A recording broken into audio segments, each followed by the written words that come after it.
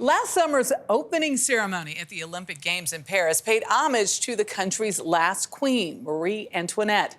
Born on this day in 1755 and infamously died by guillotine during the French Revolution in 1793. Well, after years of renovation, visitors to her former home in Versailles can now get into her private life, one that's intrigued Americans for centuries.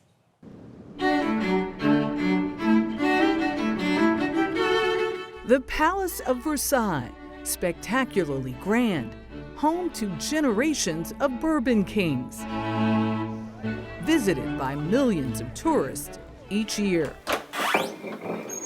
So here we come. Curator Bertrand Rondeau showed us Louis XIV's visionary creation. This is the Queen's bedchamber. Oh my, I've been here before, but without people, it is Different.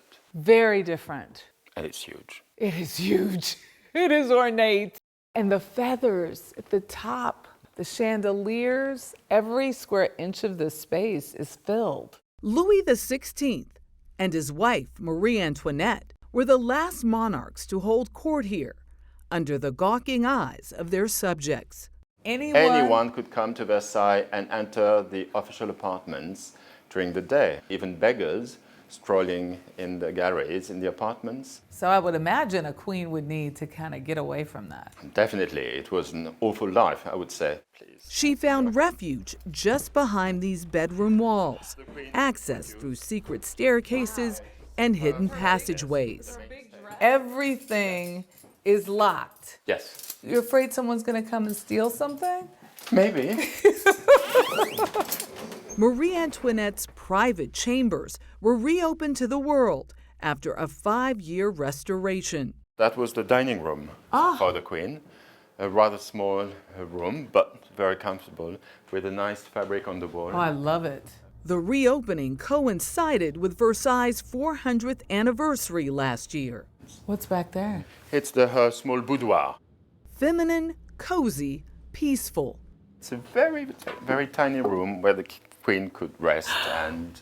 And there she is. There she is, yes. But who was this woman? Countless films have offered suggestions, from Sofia Coppola's 2006 biopic to the BBC's more recent dramatic series. Me? I'm just the Queen of France. Biographies like The Queen of Fashion, What Marie Antoinette Wore to the Revolution, go even further. I think she is the ultimate heroine of a fairy tale in reverse. Author Carolyn Weber says the Austrian-born princess was ridiculed by the French for her independence, It's not too much, is it? style, and excess. French queens were not supposed to occupy the limelight. They were not supposed to be the most conspicuous. That job was for the king. Mindful, demure. Mindful, demure, usually very religious. She was a good Catholic, but she couldn't be the good wife and mother in the traditional sense because her husband, Louis Auguste, who became Louis XVI, didn't want to consummate their marriage or wasn't able to consummate their marriage for the first 7.5 years that she was in France. I thought we could have a little talk about the marriage bed. So in many ways, she developed this whole other persona as the queen of glamour, the queen of French luxury goods, the queen of fashion, because she needed an alternative form of authority and prestige that she wasn't getting by her so-called failure to have a bunch of babies the way French queens had traditionally done. You have fulfilled our wishes and those of France. She eventually had 3. Sired possibly, Weber says, in her private bedroom. Not at all the courtly way to do it. Why would you attempt that in the big public bedroom where ambassadors come every morning with papers from their rulers, where courtiers are constantly going in and out? I think that privacy would have been very helpful to the couples. For Rondeau's team of experts, And this room is? The private drawing room of the Queen. consummating this curation wasn't easy either. So here we have started to refurnish this room with the very furniture that was commissioned in 1781. Because while these hidden rooms saved the royal family the first time Versailles was sacked in 1789, And Marie Antoinette and her children sneaked through the kind of private corridors that the main public couldn't see. They actually got out of Versailles safely. The private chambers were eventually discovered and partially destroyed, along with the rest of the palace. And any remaining furniture was auctioned off. So for more than a century now, we have been trying to get back pieces of furniture, one after the other, year after year. What originals they couldn't track down, they substituted for pieces from that time. Some incredible detective work. It is a detective work, I can tell you, definitely.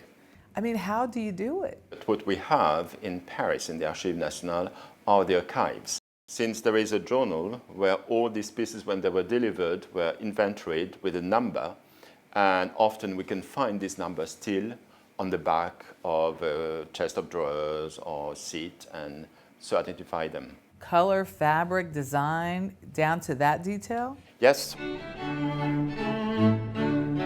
A palace 4 centuries old, a star in its own right, offering its most famous queen a new moment in the sun.